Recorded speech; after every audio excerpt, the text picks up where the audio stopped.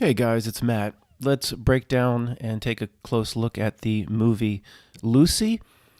If you haven't seen it, there's going to be a lot of spoilers, but you know what? It's really not worth seeing. It's not very good.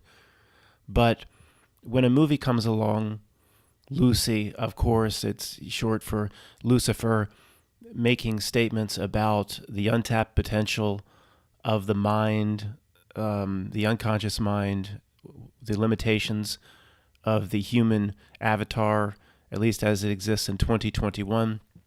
This is not something that I think most of you would agree that just some creative writer, so some guy, some girl in Hollywood, submitted a script.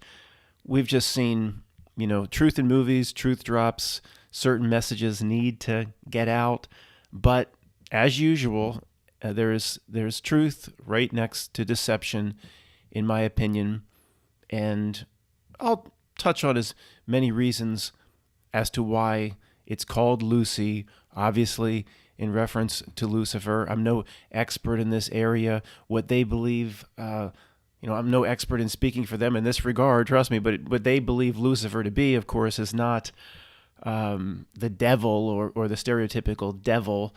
Of course, to quote them and a lot of people, Lucifer to them is the good guy, the one that can enlighten, can bring real truth to people, and they see, at least people coming from this perspective see God, a traditional Christian God, they would see it more like the Gnostic demiurge. So look to your comments,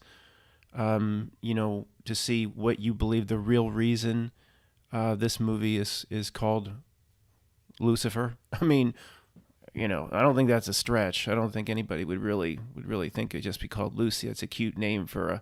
Well, can't when you picture Scarlett in this hairdo in this type of makeup presentation. No, she just comes across as a Lucy. That's all it is. It's just a cute name.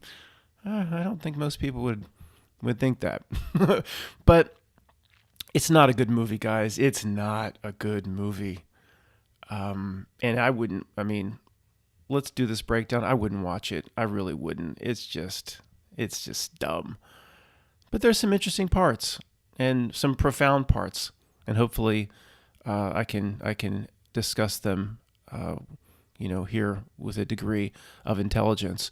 Oh, also, it's very interesting that I'm going to do a movie review. Well, let me just say before I say that, I am the only movie reviewer in the world that can't show a clip of the movie. Most of you know why. Can't show a clip of the movie. The only movie reviewer in the world. It's like this guy over here is the only computer programmer in the world who can't put his hands on a keyboard. He can't type. It's just the way it is. Take the truth out of it, and it's not worth seeing anyway. So the other thing, guys, very interesting when you're going to do a movie review on Lucy and you sit down to do it, and you get a call from 666-666-6666. Didn't whoever called from that number a few minutes ago didn't leave a message. didn't leave a message. So anyway, whatever. All right, let's do the overview of the movie, the spoilers, the plot, the ending.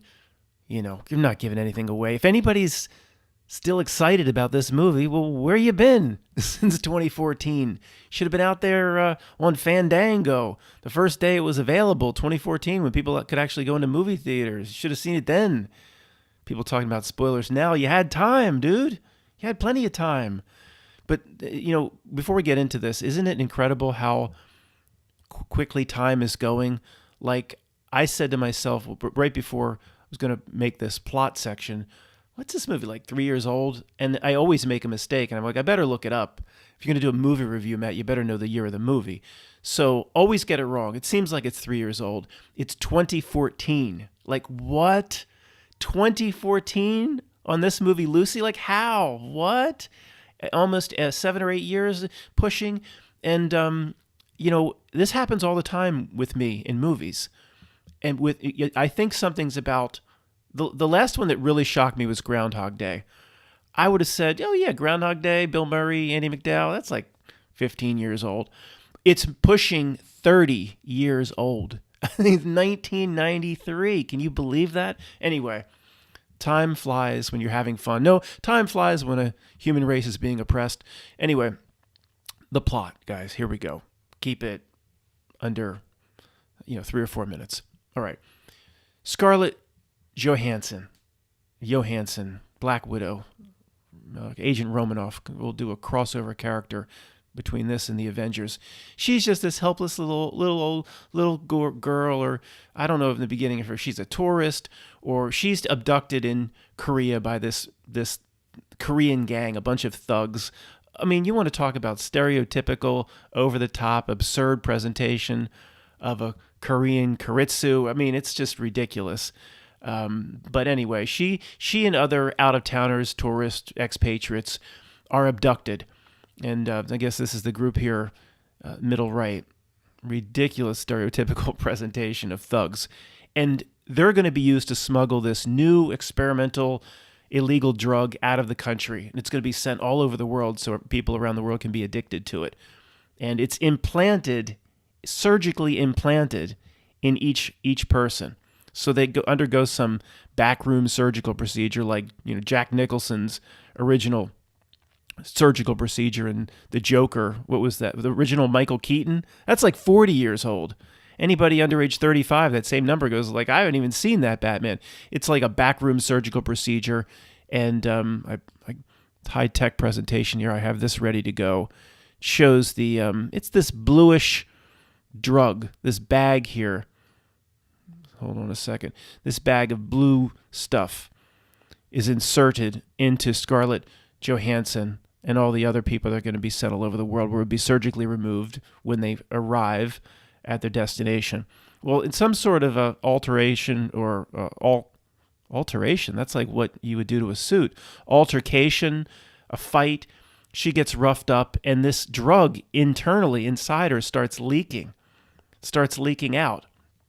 Now, why, in terms of what most people know what this movie's about, here they're giving her new name or whatever in passport. She'll have to get on a flight and take the drug, where she'll be surgically go under the knife to have the drug removed when the flight lands. Why would a drug, if it leaks out into her system, transform her into some incredibly all-powerful, she gains mental abilities, telekinesis, psionics, all sorts of mental abilities, as explained by Morgan Freeman. She's using more and more and more of her brain, this brain power that exists in all of us as it's presented, but we don't use. So it's to do this via a drug leaking out. I guess it's still comical, but the only way to make it somewhat believable is this is some sort of chemical that a mother passes through the placenta to and the umbilical cord to a developing fetus and baby, that the spark of life, and starts to create the intelligence in a human being. It's passed from the mother. It's the most important and powerful compound, and now they've synthesized a synthetic version. That's how they that's how they get away with this, with making the story not too laughable. Whatever the incredible things are a mother can pass to a developing baby to facilitate the spark of life. Well, they've got it in a synthetic blue powder or blue rocks. Looks like, is it the same kind of meth that was sold in Breaking Bad? And it starts leaking out, and all of a sudden, all the veils and all the shackles on her brain start falling, and she's in the first 20 minutes of the movie, she's using not 15% of her brain, now 25%. And then it becomes 30%. More powers, more telekinesis, more mind control, more, then it's 30% of the brain. Then it's 40% of the brain. And it goes on from there. So that's basic plot. We'll get into a little bit more plot later. Now, Morgan Freeman only serves one role. It's not like Kiss the Girls. He's running around with Ashley Judd the whole movie and whatever he's done in the past like that. He's just, he doesn't even know Scarlett Johansson until the end of the movie. His only role is just to lay down this backstory So early on, I don't know if this is when he's giving the speech. He's a famous professor, and early on in the movie, he's giving a speech about how the human being, all the stuff we've heard many, many times, has such severe limitations because we only use, I think he says, 15% of the brain. He says in the animal kingdom, the dolphin or the porpoise uses more of its brain based on what it's capable of than we do. And people in the audience ask questions. Well, what happens if people were able to use 40% or 30%? And he basically comes forth and predicts all the powers that she starts to develop as this chemical compound leaks into her blood. Well, people would be able to read people's minds and move objects and all this stuff. So he's predicting it in this lecture. And, at the end of the lecture, someone says, well, whatever happens if the human being could ever get to 100%, be able to use, and then it's like this drama. Oh, who knows, and of course, Lucy does get there in the movie, but who knows what could happen if somebody could actually use 100% of their brain. Now, most of the human, as the chemical leaks in and these shackles are taken off Lucy's brain, and she gains all these powers, abilities, just like you would expect. She's Good Will Hunting, reading entire books in 5 seconds and going through websites in seconds and doing web searches with 2 computers at the same time with one hand on one keyboard and one hand on the other, starting to look like Data from Star Trek. 100 billion teraquads of information. And this is before I think she starts to actually have influence over time, space. Basically, Neo stopping bullets in midstream. All of this starts to develop. Now, all humans in this movie, I don't think this is any coincidence, all human beings, other than Morgan Freeman, but even he's presented as basically a dummy, all humans are absolute dopes in this movie, other than Scarlett when she breaks free of these chains. I mean, the other people that they put the drug in surgically, they're useless little, whimpers that are just, the thugs, the Korean gang thugs are over the top caricatures. It's kind of a ridiculous presentation. Even the police officer she hooks up with is just like a weak little kind of useless person. I think this is on purpose. It's almost the way the movie Sausage Party presents the humans, when they just like mindless zombies, the humans that work in the grocery store in Sausage Party, and the ones that shop like mouth hangers with the tongue hang. It's just really derogatory. People don't notice that in Sausage Party. A derogatory statement of what the 2021 human being is. And this movie does this to a degree. Even Morgan Freeman, who's supposed to be at the top of his field in terms of understanding brain science and what the brain is capable of, he has very few answers.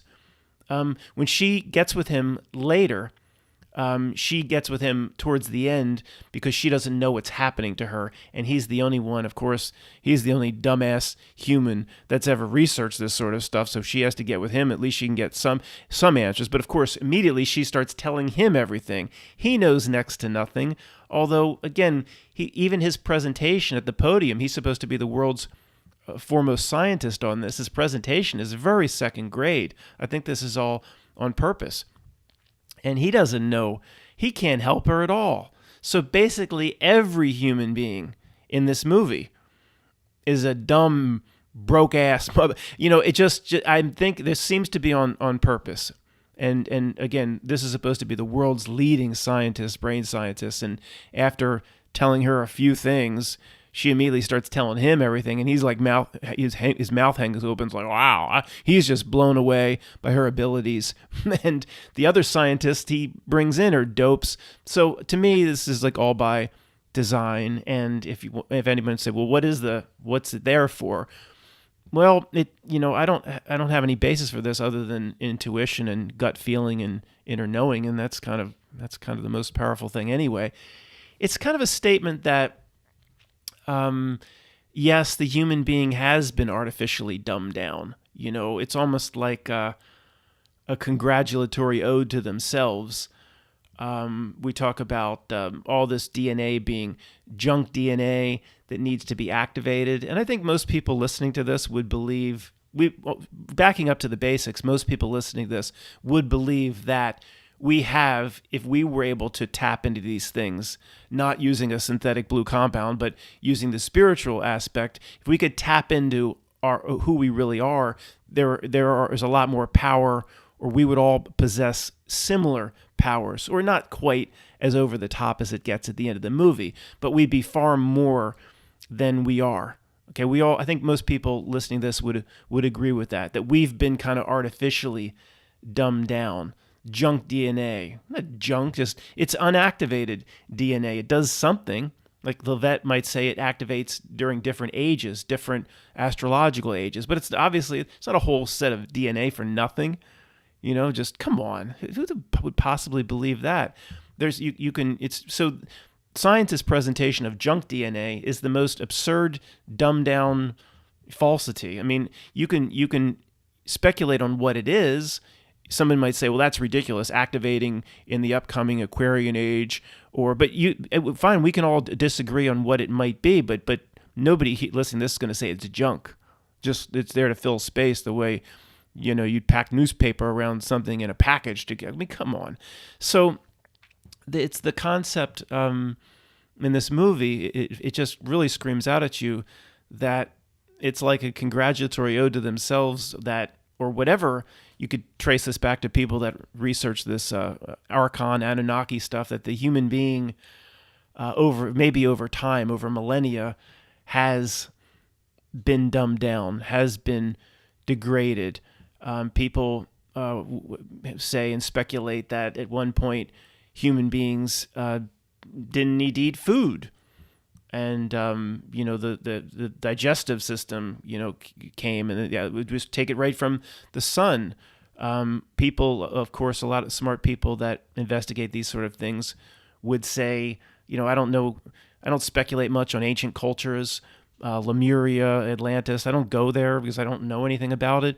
But I think even if you don't go there, I think most of us would agree that ancient cultures had far more knowledge, spiritual knowledge, understanding of who they really are, and these types of abilities. And as we've gone forward through time, these abilities have been further and further removed from the human being. There was somebody sent me something years ago about, and I don't know anything about this, but I remember looking into it, what they sent me. And I know this sounds stupid, but it's related to what we're talking about here. Some people would be able to levitate in Ben Franklin's day. I know it sounds odd, guys, but let me just tell the story. Somebody sent it to me. I looked into it. I found some websites, and it was talking about levitation. People being able to levitate in the 1700s. And I don't remember really what I was looking at, but for some reason, about 4 years later, it became relevant, and I wanted to go look back at what I looked at regarding human beings to have this. I know this sounds ridiculous, but the point is, everything I found, it was all gone. I couldn't find any information about it. And it was like a little microcosm of how it seems like every bit of information that ever points to the fact that human beings had certain abilities, whether I'm completely wrong about this dumb levitation story, it doesn't matter. It's like it's like the internet itself and the history record scrubs out any reference to any human being having certain abilities. And over it's almost like the way Mandela effect residuals just go away over time. And that seems to be on steroids now, where it just seems like whatever research we could have done in the 50s or the 40s or even in the 1800s about what certain abilities certain groups of human beings had, even if overseas, different cultures, mystics, medicine men, shamans, it all seems to be being scrubbed. And this movie kind of screams out that, like a mockery, like, look at this is a presentation of the dumb human beings. And the only one that even gets a clue is a freak accident of this synthetic compound leaking out in her gut. So anyway, should I tell it at the end? What happens at the end? It's irrelevant. It's what happens at the end. I'm not going to mention it. Somebody's like rolling their eyes, like I didn't want to see it. I'll tell you. Okay. I don't even remember.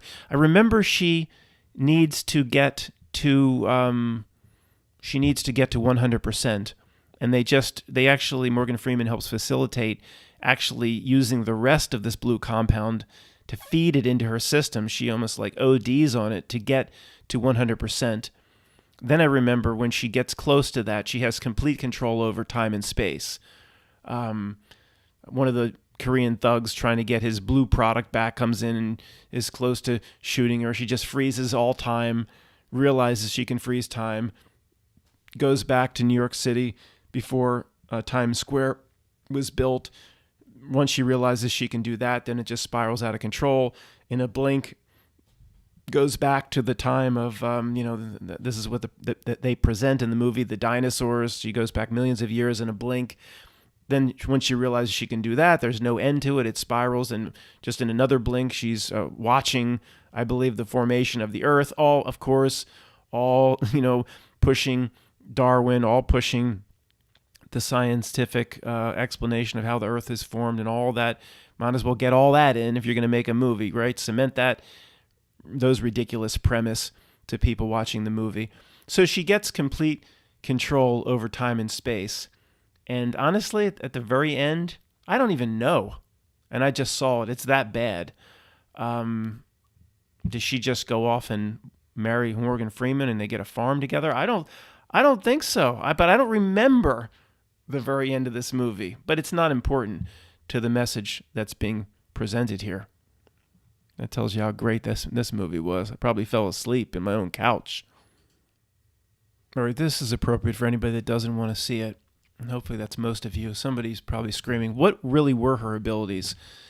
So the abilities, basically she, for lack of a better word, just becomes some sort of god. I mean, just can do anything at the end with close to 100% mental capacity. She just shows Morgan Freeman here, and if you're not able to see this, I'll just describe it.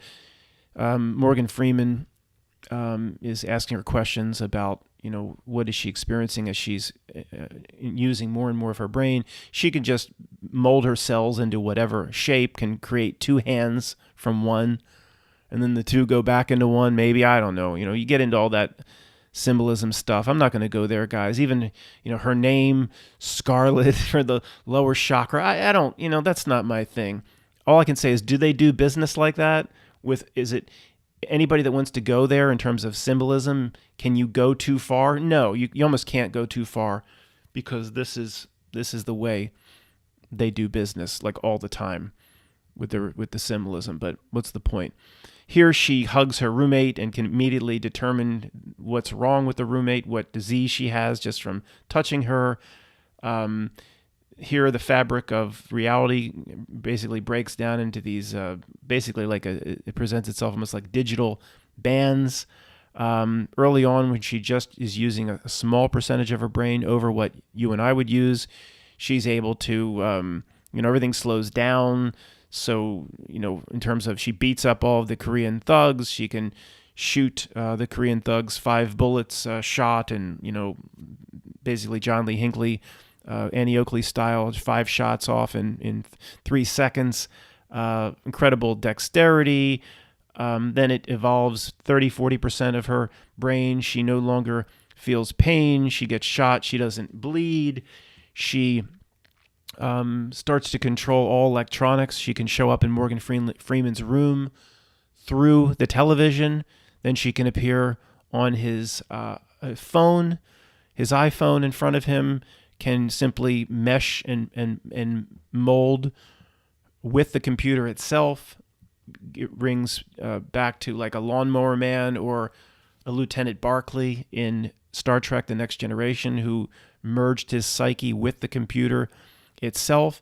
And then at the very end, of course, they always go to the eye, and the eye changes. The eye becomes reptilian. The eye becomes a snake's eye, a dragon's eye. Then it will resort back to human.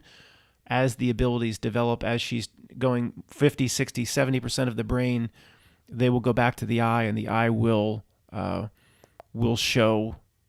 Usually, you get the impression it's a dragon or a reptilian or a cat's eye type presentation before her eye goes back to being looking more human, because the human being, Scarlett Johansson or whatever NPC this is in the Avatar, needs to keep acting the movie. She doesn't walk around the rest of the movie with cat's eyes. It just flashes to that, and then it kind of goes back because the actress has to complete the movie. So at the very end, when she gets close, it is complete control over time and space itself. Just can flash, as I mentioned, flashback to any time period, can go anywhere in the world. Time and space are nothing anymore. And we'll talk about what is being presented, potentially being presented there in the last section. Okay, guys, I forgot about this scene right here. This is somewhat profound and is worth its own section. Let me just describe what happens before we get into the particulars and speculate in the comments as to what is being said here. When she, at the end, is using 100% of her brain, or very close, realizes she has complete control over time and space, she morphs back, whatever, to the way they present it to us in the ridiculous evolutionary theories, morphs back 500 million years to primordial man. You'd expect Star Trek Picard to be up here with Q watching this. So she reaches out her hand, and here it comes. What is it? The creation of Adam, the top of the Sistine Chapel. She reaches out her hand, recreating the top of the Sistine Chapel, the creation of Adam. Fresco. What's a fresco? To me, a fresco is like a soft drink. Fresco. It's a painting. To people outside, what does he say to Dan Aykroyd? In Philadelphia, it's worth $50. In Philadelphia, it's a damn painting. It ain't a fresco. She reaches out her hand downward, finger, and then, of course, primordial man's finger comes up like John Dunbar. I think this is what the John Dunbar scene where he fed the jerky to Two Socks. They touch, of course. Even the dumbest of movie goer popcorn crunchers probably one elbowed the other going, that's the top of the Sistine Chapel. Even the dummies know that. But what's really being said here? Now, of course, at the first grade level, and this is just because it's first grade level, you could think this is probably where they're going. They do want to constantly, whenever possible, re-cement the idea about evolution and Darwin. And for hundreds of millions of years, man just jumped around and scratched his ass like all the other animals. And even in the Pink Floyd song, Keep Talking, you have the Stephen Hawking computer voice coming over. It's a great song, but I hate the little Stephen Hawking computer voice that comes over Pink Floyd, Keep Talking. For millions of years, man acted and behaved just like the animals. Then something happened. We learned to talk. Then some millions. It's just the same old cementing of the same old concepts. Millions of years, even according to Pink Floyd, man was just like the animals. Yeah, and then we learned to talk. We got a spark. Then the damn obelisk came down from 2001.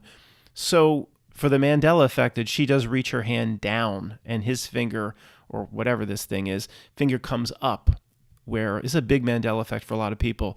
The God reaching to Adam, now they're on the same level. Very profound. Most everybody remembers God. Well, if you're not Mandela effect, you're not.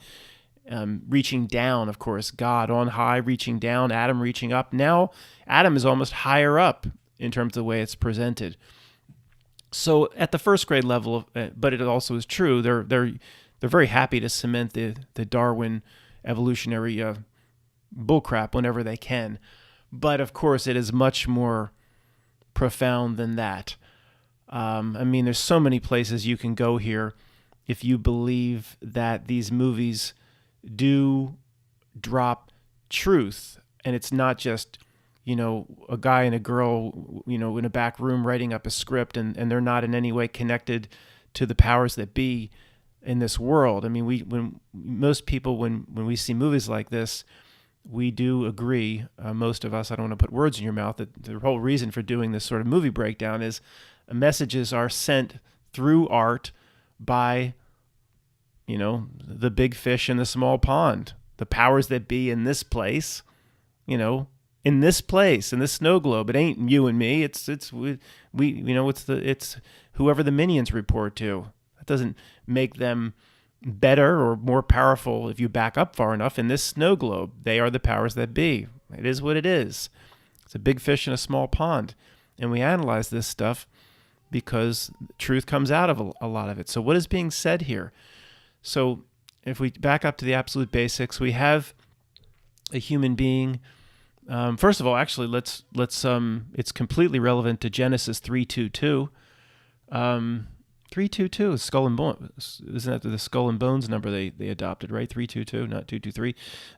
Genesis 3:22, and the Lord God said, "The man has now become like one of us, knowing good and evil.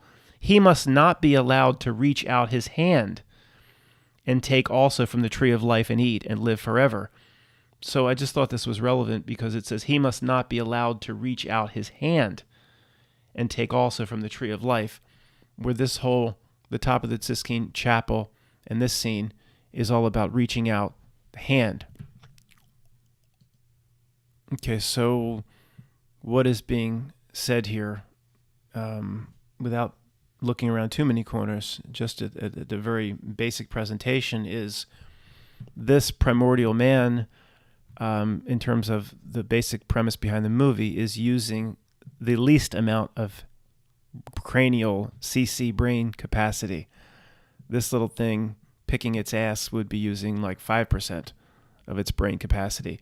But then Scarlett Johansson, Black Widow, Lieutenant Romanoff, she has eclipsed or achieved almost 100% of cerebral capacity, what is available, according to this movie at least, to a human being, with all veils dropped, all limitations and governors, long-term governors put on the human being and what the human mind is capable of. All governors broken, 100% brain capacity, basically, and reaching out her finger to the finger of the little thing. She has, per this presentation, become as God. She is taking the place of God in the top of the Sistine Chapel.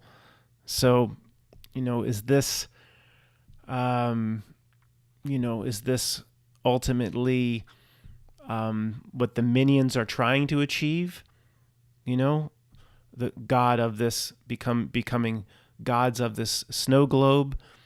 I mean, this isn't this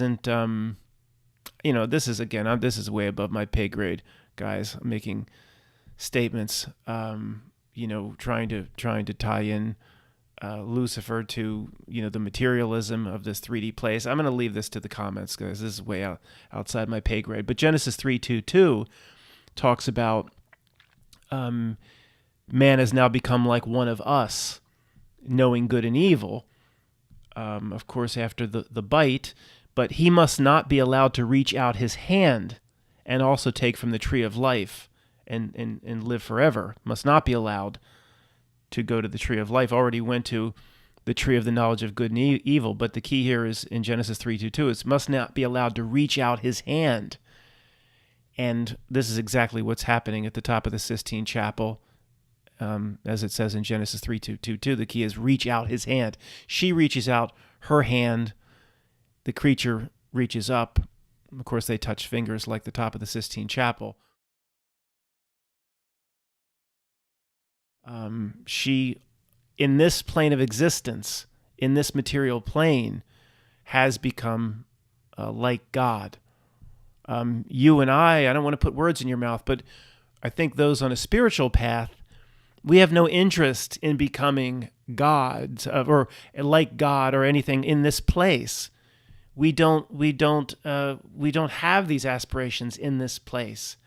We have an aspiration to connect spiritually to the aspects of us that are not here, or the ability to get out of here. We have no aspirations in this place. I can't speak for you, but I would think most people, I know the people here pretty well over 10 years. We don't, the $1 billion cat, somebody coming up and offering me $1 billion for the cat. We're not interested. I don't care. I'm not interested. I said, what about $1 billion for nothing? Not interested. Not interested. Matt, you wouldn't take $1 billion if somebody came up to your door and just said, I'll just hand it to you? No. As long as I'm not starving, I can pay my basic bills, turn the shower on, warm water comes out. I don't have aspirations for this place. Wants to become God in this place. Is this place a joke? It's a learning experience, and it's a hardcore, brutal test, and we can use it. We are using it. But that's for another discussion.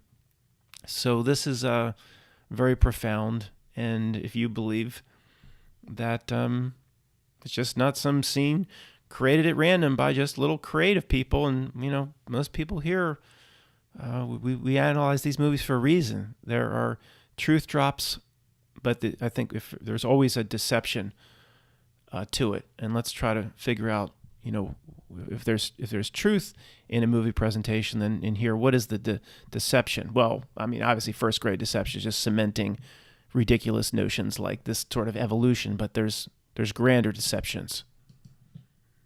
Okay, here's the close-up of what happens. This is Scarlett Johansson, Agent Lieutenant Commander Romanoff's hand, Black Widow touching the primordial ass scratcher, and of course, top of the Sistine Chapel. What's this? What is this? I don't know if you can see that, guys. That is very interesting. When she, I certainly didn't notice this when I was watching the movie. She is merging with the computer like Lieutenant Barclay in Star Trek, The Next Generation. It is like she is presented as a god. That is just nothing she can't do over time, space, fly up in the air, levitate people, destroy, do whatever she can do, whatever she wants. This is the presentation that they're making, and here it looks like WTC 1 and 2. I guess it's a doorway. Yeah, I guess it's a doorway behind her. If you can't see it, guys, it's all of time and space, and the illusion of the material plane has faded away. She's surpassed the illusion of the material plane. It's just a white room. It's like the construct program in the Matrix. But the door still remains behind her, and isn't that interesting? It does form absolute two pillars, two twin towers behind her. Let's see if there's a better image. Yep, that's a door. I mean, it's funny, guys. Is it beyond my pay grade to assess and determine exactly what message the creeps are putting forth here? Of course, I can read Matrix code. I can point it out, in other words. But in terms of symbolism and things like that, the alchemy, this is all Levette, and it's way beyond things that I understand. But I can point it out when I see it. And if anybody's yelling at me and say, well, this one's first grade, Matt, it is. But the point of me saying this is we would say, and anybody listening to this or watching, 100% that these pillars or representation of WTC behind her in this scene, merging with the computer, merging, somebody saying, Matt, maybe merging with what some people still talk about, black goo and, Klaus Vea. I don't, whatever, Harold Klaus Vea, expert at the black goo. I don't understand a damn thing about black goo. To me, black goo is something I get stuck on the bottom of my foot when I walk on hot asphalt. I don't know what the heck that is. So, but I'm just saying, if somebody's saying to mention it, certainly does have a black goo appearance here, and she is melding or merging with a computer or with a synthetic AI. But the point, before I get interrupted again, Matt, but you're only interrupting yourself. True. The point is, we would say 100% that there's no coincidence that these pillars are behind her, whether you see them as the Freemasonic pillars or you see them as the Twin Towers. And if we were to present this to somebody around us, again, you know what I'm going to say. I'll give you 3 guesses, but you're only going to need one. They would think we're out of our minds. It's a door. You people read into everything. It's a doorway. You find symbolism where it doesn't exist, you conspiracy people. And, we just shake our heads. Who would be right? Is there anybody? I mean, it's 100% that this presentation is done like this on purpose, where the people around us would think we're absolutely out of our minds. They think we're out of our minds for even examining a movie like this for truth. The divide between us, the space between is so large that, forget about waking people up. It's like, can we even have relationships with the people we used to know in our lives? It's kind of come to that. This movie, let's see if we can get a few more pictures here. The eyes again, and let's go to the movie poster, I guess. I don't know if it's a deception, but this movie presents becoming as God or becoming as Lucy in a synthetic way through, there's nothing spiritual at all about this movie. Remember, it's a drug, a compound of man, a synthetic, something of this place that leaks into her bloodstream or combines with her DNA. It's probably like an RNA sequencer, like the Action Jackson, but it's all done through regular means. There's no spiritual process she goes through, or becoming, in Buddhism, becoming the Bodhisattva, or spiritual enlightenment, or awakening, or in tune with higher self. None of that happens. It's all through what the 3D plane can give you. In this case, it's a compound. So, that's, I don't know if that's the best word is to say, is that the deception, but the subconscious of people watching this is like, well, there are ways to achieve the greater use of the mind, which brings all sorts of powers and abilities and, telekinesis and psionics and teleportation and control of all time and space, but it's just done through regular means. There's no, people watching this are not in any part of this movie ever told, or it's never suggested that these things are available to people through a spiritual path or a dropping of veils the way we've dropped veils. I think these abilities, whatever presented here, we would say just the opposite. We don't think these abilities although they might be available to people if they ever get close to using all of their activated DNA or activating all their DNA, which is some people call junk DNA, which is kind of similar to saying using 100% of the cranial capacity. I think most people listening to this would say a lot of these abilities are within us. We've been artificially dumbed down with governors put on us. The human being has been devolved with, and is being crushed under one giant governor. It can barely even, come up with a logical thought. People are becoming complete zombies. They just go along with everything the news says. So people, I think, would agree that these abilities are there, but not through this path, only through, a spiritual awakening, and everything that we look into, that this movie just doesn't go there at all. Well, I can't say they would never go there because, the Wizard of Oz, the last scene in the Wizard of Oz is just as Pink Elephant is broken down. It is absolutely, it's about Wizard of Oz, about a spiritual awakening, chakras, things like that. And movies do go there.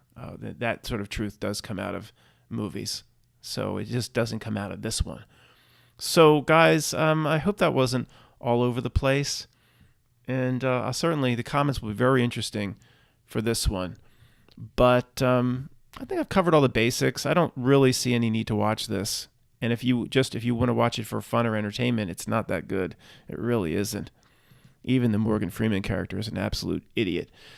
Thanks, guys. See you soon.